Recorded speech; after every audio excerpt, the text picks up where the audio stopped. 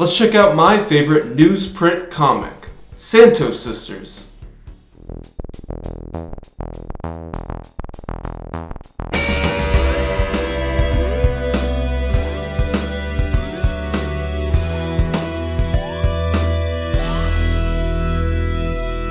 Hey comic fans, and welcome back to Dangerous Comics. I'm your host, Dane Georges, and today we're looking at the Santos Sisters #1.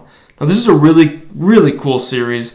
They have 6 issues out so far, along with a Halloween special, but this started self-published and then now is published by Floating World Comics. I've got the first printing of it that came out because these guys are local to Chicago, so I was able to grab this. But it has been more widely distributed by Floating World, so you can definitely check this out. These guys are putting this out with a lot of consistency. It's really great, and I just wanted to highlight a really cool comic. So let's dive on in. Right from the start, you can tell this is taking a lot of its inspiration from Archie comics and the kind of like Bob Montana style. And also just playing into that kind of like cartooniness, the little bit of like sexualized nature that kind of like Archie would play with, the tension between Betty and Veronica. All that is packed into this great comic, Santos Sisters. So it's finally a comic for Generation X, but they start off with this giant-sized issue. It's 56 pages, and what's really cool is that it's all actually on newsprint. So they found this printer in Chicago that would print this on newsprint, and they even kind of did the separations for the color to try to get a little bit of off registration. So trying to kind of make this look like an older comic. And so this is made by the credits, it's Fake and Greg Petra, and then a few different writers, the biggest one being Mark Kopinaroff, along with Dave Landsberg and Graham Smith. Greg Petra and Mark Kopinaroff are the two that kind of continue the series and keep it going. I believe issue 6, though, it's only credited to Fake and Greg. That's kind of like their, I don't know what this whole mystery is there. Are there 2 of them? Are there 1? I've only really ever heard one guy, Greg, talking in the interviews, but, I've also heard that Fake is real. So, I don't know. I haven't met him, but here they always sign it as Greg and Fake. But we've got our 2 characters of the Santos Sisters. We have Alana, and then we have Amber. And they are up here as well, out of costume.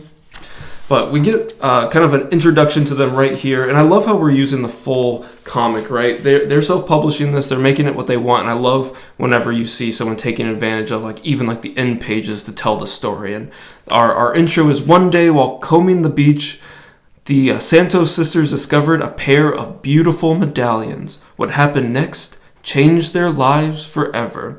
And so it is kind of like a superhero-esque comic, like superhero adjacent. It doesn't really, that part's not as important. It's more kind of character-driven and a little bit more about these 2 girls and their lives. But they find these medallions and they're able to transform them into the Santos sisters. I think we get such a funny, great just start to this issue. So it's kind of also set up like Archie comics would be, where it's kind of almost like an anthology, a one person or multiple people anthology of just little strips kind of like next to each other. There isn't just one story that goes throughout. It's usually just a few comics in here, much like Archie would be. But we just get these 2, the 2 sisters are kind of like arguing about. And so these girls, or at least Amber, has kind of like her own kind of like Betty and Veronica kind of situation going, but with these 2 guys, Jake and Dirk. And so they're arguing, does Dirk even know about Jake? And Amber saying, Dirk is not my boyfriend. And while they're doing this, they're just like murdering these like bad guy minions. Like we're getting like, this guy's getting his like face burnt off and we've got a skull. This guy's just getting like blasted right into the dome. Got like a bullet going through the head. So obviously this is not Archie comics. This is much more adult and much more like, this is if you grew up with Archie, this would be a great next thing for you to read, right? This is not for kids. It might like have that facade of looking like a little goofier and a little funnier, but this is like full on just trying to be kind of using that style for more of like the juxtaposition of, hey, what would it be like if you saw that style, and they're kind of doing stuff a little bit out of the norm for it. So I love that they're just like blasting all these guys. There's just like a pile of dead bodies as they shoot them, and then they're kind of like mistress that gave them these powers. It's Madame Sosostris. I think that's how you Sosostris. Who were those guys? And then she like whips them away. And I love that they're like acolytes, soldiers. It's like a bunch of just like weird names. Anchovik was able to send an access portal to send them down to the surface level. Luckily, Thoraxos was able to close it. So it's just kind of like being like nonsensical, and just like that part doesn't really matter. It's more about, these two girls kind of having like an Archie-esque life outside of the superheroing that they do. So later that night, we've got Dirk come over. Dirk wears like a big letter on his chest, much like Archie would have the R for Rivendell. Dirk has a D, but it's just for either dumb or Dirk. But yeah, so they end up, she's not going to go on a date with the other guy. She goes with this guy, and her sister's saying, oh, looks like the chat we had did some good. And she's like, oh no, the other guy just canceled. And what got canceled? She's like, nothing, Dirk. Take me to Hot Lobster instead of Red Lobster. But yeah, already you can see some really cool, like this comic feels so good on the paper. And then I love like how they've had that attention to detail of also trying to appropriate some of that like off-register printing. And if you'd like to hear more from these creators, they've done some interviews with the Gutter Boys. I'll put a link to that into the description as well. But the Gutter Boys have had some pretty good discussions with them. They've also been big advocates of this book from the start. And I believe there was an interview where they talked about what it was like working with the printer to get this done, to do this off registration. And the printer was like, what are you trying to do? Like, you're trying to make us print it bad. And so it was just like them fighting with the printer to actually get the off registration they wanted.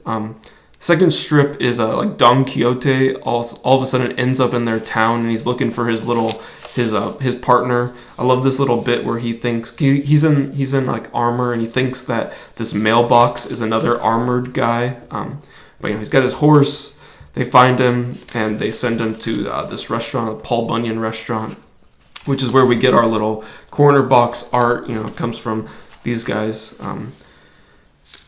So just also kind of playing up that kind of like sexualized nature that was kind of like always like in the undertones of Archie, like trying to play on the kid's interest in girls and stuff, and like so there would always be kind of pushing the line of like how they would draw Betty and Veronica. And here we've got Alana getting out of the shower, and Amber's out here with her boyfriend Dirk.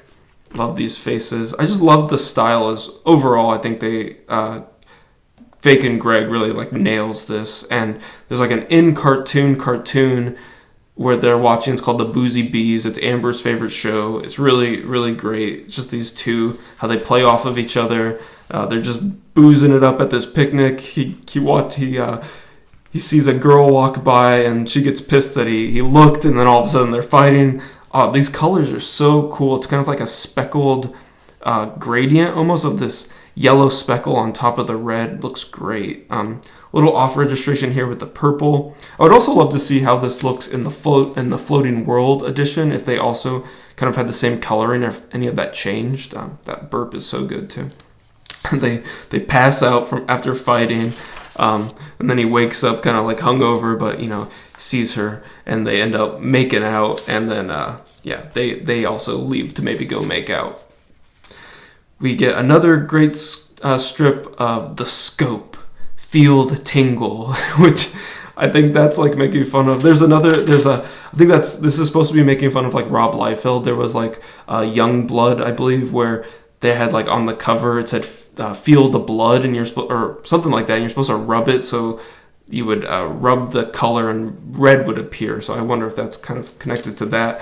But I say that because they've got this guy, his name is Rob Liefeld Teeth, and it's because he has like so many teeth in his mouth, and that was like something that Rob Liefeld would do, is just like draw like 1 million teeth in someone's mouth. And also just like the Scope kind of seems like a dumb character that would be in like an Image comic by Rob Liefeld, or like an X-Force issue. So they go to stop the Scope. He's got hostages. he's holding up this sex doll factory, or a humanoid companion dolls. And they're gonna go, but of course Amber just painted her nails, so she's like, oh, we're gonna have to wait 10 minutes before we go. And then it's like 20 minutes later, and they finally go after this guy. And so he's got all the hostages. He's ends up fighting them. There's a shootout. They get him. There's this really great bit here where he's like talking to them, and then he says, "Prepare to eat your own asshole, Santos Sisters." And then Alana says, "I would if I could, Scope." She's like, "Really? Never figured you the type." And so they're just like going back and forth about it. And it's just kind of more and more about like the eating ass. He's like, "I bet Scope has a crazy ass eating technique. They teach yoga in prison, right?" And then Alana's like, "Amber, I was just kidding about the ass eating thing. I just got caught up in the heat of battle, okay?" Oh, okay.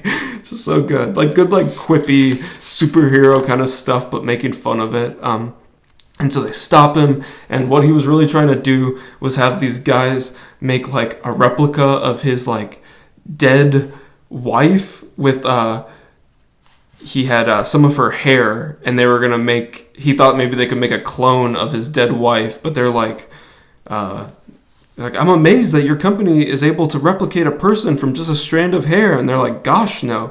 We do offer many points of articulation, but we cannot clone." And this guy says, "I spent my whole shift sewing pubes onto the silicone lady holes."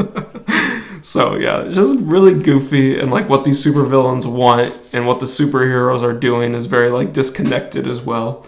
Now they're like chasing these two like aquatic bad guys, kind of like remind me of like some like Teenage Mutant Ninja Turtle type bad guys. And as they're going, they're on these like little jet skis, but Alana's runs out of gas, and so Amber has to keep going without her. And while she's there, this dolphin pops up and starts talking to her, and he's like just going on, and she's like, "What?" Just keeps talking. "Oh, okay. Oh, wow. Neat." And then it's so great. He's like just talking about like how great and important dolphins are. And then in the last panel in the background, he gets caught by a tuna fishing boat, and he's like, "Oh crap." He's gone. And then they're like, "Help me get these two troublemaking tuna back to shore." And then they go, and then when they're back home, they're actually like eating cans of tuna. "Wow, Alana, this is some good tuna. That's right." So I think the implied thing is that they're probably eating a little bit of this dolphin in the tuna. But we get that those guys were the Manzanillo Assassins. So a lot of really good, goofy, comic booky names. And also we get like this kind of like Howard the Duck kind of illustration here with these two bodacious babes. And then into another one, we got Bloody Mary, which is about the two sisters going to a Halloween party. Amber dresses up like Psylocke, and there's another Psylocke at the party, gets all pissed. And this girl is introduced later in one of the backup strips. She's like a werewolf that goes to their school. But these two leave to go make out with dudes, and they leave this girl, and she's going to play Bloody Mary by herself. And when she does, Bloody Mary appears along with her companion, Scary Gary. And oh man, their designs are so good. I love like all the teeth and their like bulbous eyes. So they come, they're going to get her, chase her out. Love that there's like someone dressed up as Joaquin Phoenix Joker here. This guy flirting with the mom. He's dressed up as a vampire. They're coming, he tries to defend, and then Scary Gary does like a Game of Thrones kind of like eye gouge on him, and just such a great gag that keeps going where just like blood is just like squirting out of his eyes after that, just like pouring streams of blood after that. Amber, who is kind of like the one that's always hooking up with people, is like making out with this Batman guy, and they have to maybe go change into the Santos Sisters to stop it. They do.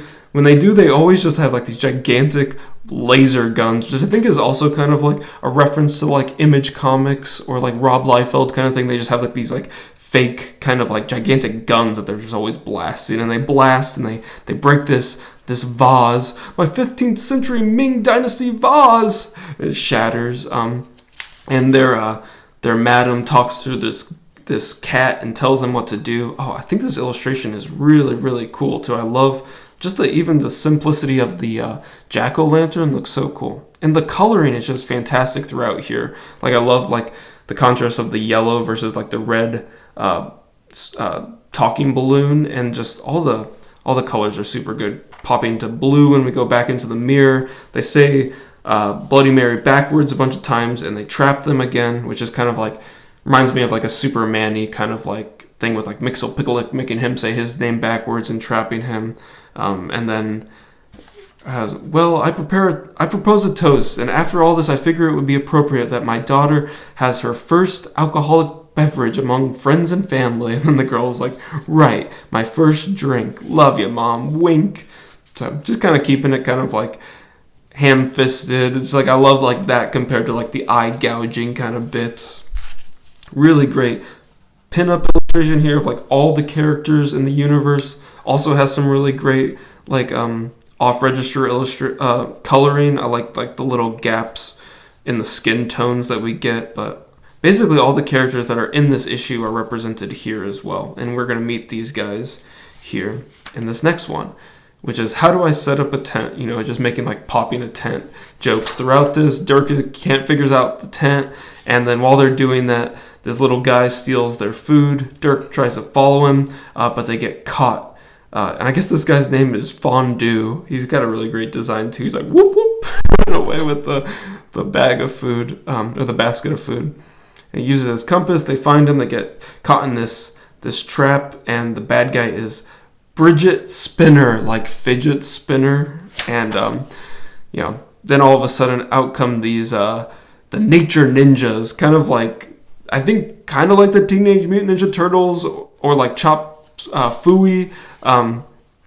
But yeah, just kind of these goofy animal ninjas.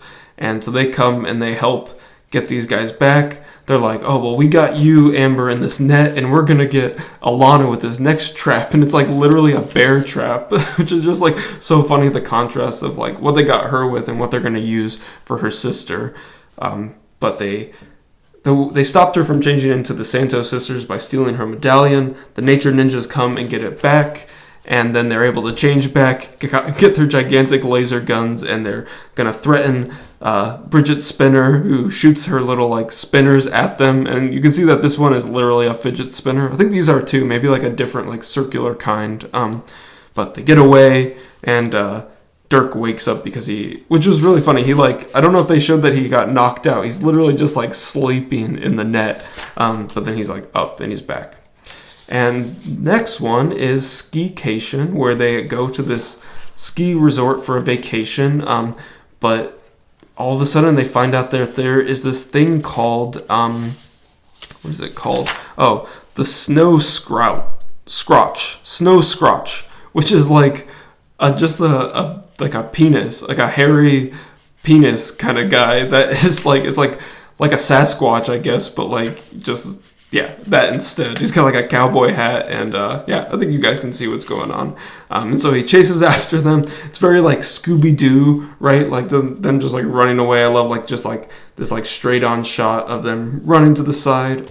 Amazing colors here. I love this magenta against the green of the evergreen trees. And I also love that they're in their like skimpy outfits, but they've got like little snow beanie hats on to keep them warm.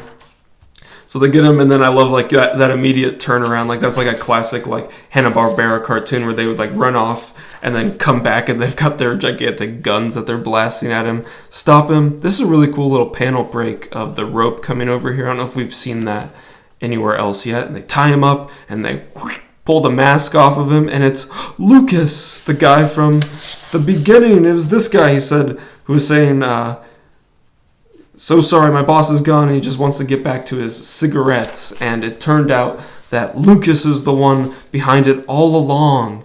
And his boss is back, and he said, I would have gotten away with it if it wasn't for these meddling girls. And I love his design, too, of like his like forehead and stuff. But Lucas, why? I just wanted to chill and smoke and not work. Dealing with customers is such a drag, and the only drag I care about is from my sweet, sweet cigarettes. And then Amber's like, well, why didn't you just call off work? Wouldn't that have been easier than staging this whole incident? He says, yeah, in retrospect, that seems easier. And then they're back on the ski on the slopes with the owner, and he says, "I can't thank you girls enough. Free ski and lift passes for you both the whole weekend. Refreshments are still full price." And it ends. Get another one. So it's just really packed full. Like, this is like, you're getting a lot of bang for your buck here. And a lot of the issues feel like this, where it's just like full of great comics. This is another one. We get the Boozy Bees come back. Amber falls asleep while watching an episode, and she starts dreaming about hooking up with the male Boozy Bee, and they hook up, and then she 1 month later starts having like morning sickness, and then takes a pregnancy test, and she's pregnant.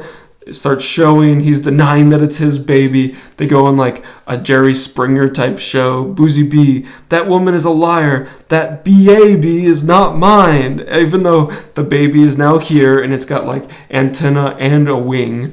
Not the father. And then they're so happy, they're celebrating. Poor Amber's crying.